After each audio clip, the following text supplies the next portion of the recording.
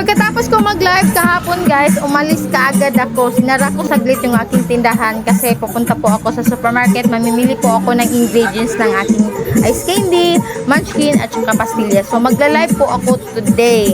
So eto na guys, naka-instant bili na talaga ako sa supermarket at ito lang po ang binili ko kasi nakapag-order po ako sa grocery guys at dadating yon sa araw na ito. Sa grocery kasi guys ay hindi kumpleto guys. So ang ginawa ko kahapon, nag-order muna ako sa grocery tapos yung hindi ko na-order sa grocery ay yun ang bibilhin ko sa supermarket.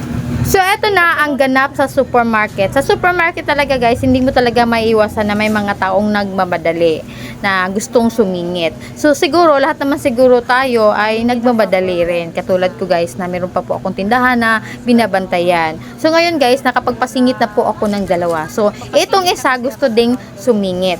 So ngayon guys, ang pangatlo hindi ko na po pinasingit kasi yung item ko na ang ipapunch ng cashier. So kumbaga ako na po talaga ang nasa counter na.